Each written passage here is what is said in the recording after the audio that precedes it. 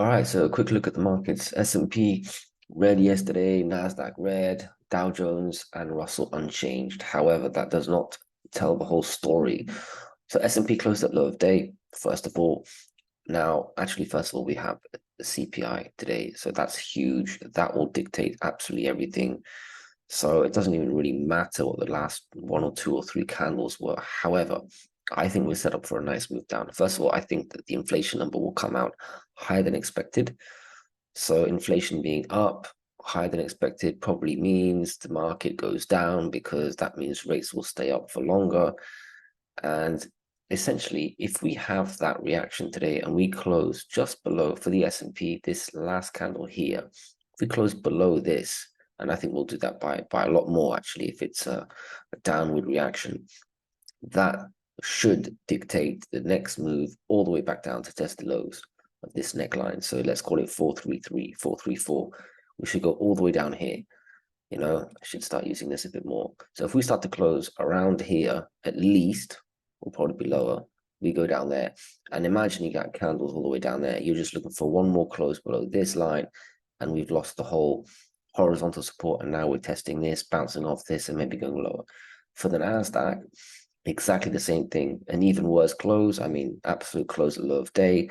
We've got to close just below, this candle here. So a close around there or lower. And then we test the ascending support, which coincides with the horizontal, so somewhere around here. And as soon as we close below, and I think the Nasdaq is weak, I really do. I think you've got, Apple, you've got a few of these big names that are weak, and Nasdaq was the weakest out of all the markets, double the S&P on the downside. So if we just close below this candle here, the low day of this candle, just like the S&P, and again, if it's a negative reaction to the CPI, it'll probably be even lower than this. Then we go down here, and if we start to close below the horizontal and the ascending, like here, which will happen 1 or 2 or 3 days later if there's a downward reaction, then we go down here, and then everything changes. That's totally different picture. It's still not very bearish, let's be honest. We're just retesting breakout, but that's a big move down. We've lost the major bullish ascending support. And then for me, it'd be a question of just bouncing, going back down. More importantly, what's happening over here? Here we don't really have a strong horizontal support. Look at the Dow Jones. It was up actually quite decently yesterday, but it closed unchanged. That's also bearish. Now, again, nothing really matters until CPI. I don't think they were allowed to make a bullish move up until you have CPI out. I didn't cover the bullish case. The bullish case would be just taken out and closing above this, by the way. It'd be the equivalent. So for the Nasdaq, you start to close above that, you could test the highs. Sorry, the S&P, Nasdaq, same thing, close above this, you test the highs. But I'm really focusing on the downside because I'm just convinced it's going to be a downward reaction. So Dow Jones, it'll just be a move all the way back down to ascending support. But I think we'll close below ascending support. And if we close below this level here, these candles hit the low of this candle. So let's say we close below 34,250-ish. Then you've lost ascending, you've lost the last zone of what would be horizontal support. I mean, there is this last stand at 34,000, but that will go. And then you move down here, basically. And then you bounce a little bit, and then you go lower. And then we have to redo some horizontal lines. It's probably 32,750, but otherwise all the way back down to this line. Dow Jones is weaker than the others, even though it was almost green. Russell is the weakest of them all. It's always down the Russell. But, the Nasdaq is getting pretty weak too, all the way up where it is because of these key stocks. Now, the Russell is just holding on to its ascending support as it is.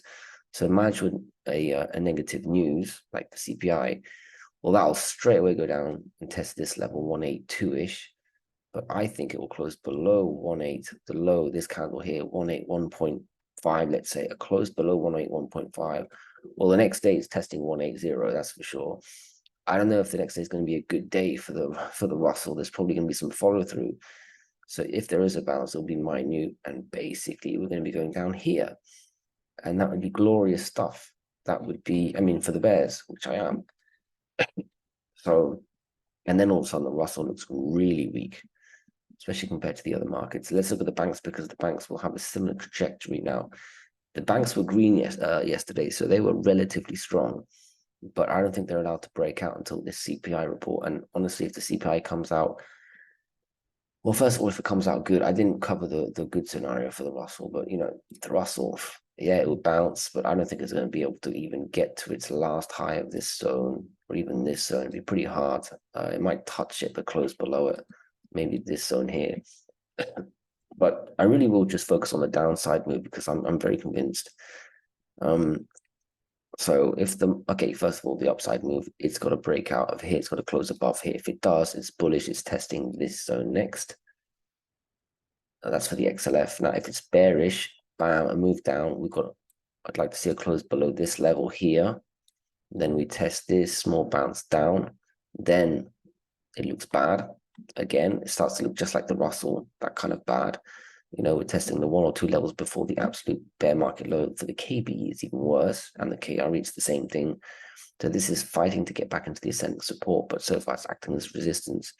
If it's good, you want to see a close above this area for it to be able to move all the way back up. If it's bad, you want to see a close below this area for a move down there, a bounce and a move down again. KRE, by the way, the banks are really fragile. There's just news every day of all these outflows of the small and regional banks. Any excuse will do it. KRE, exact same thing. So you'd want to see a close above here on good news to maybe have a move all the way up there. That takes quite a lot, but CPI, I think, is probably the biggest data release there is. I think it's bigger than NFP. I think it's bigger than the FOMC meetings because they're always priced in and known because the Fed always delivers on what the market expects. So for me, CPI is the biggest thing. So otherwise, bad news, just to close below the latest candles down here, and then you're down there. This will be the weakest of the weeks, and then down. So that's my take on the markets. Watch out CPI and watch these particular markets and bank ETFs. I think those are the most important ones. Don't overcomplicate things. Good luck.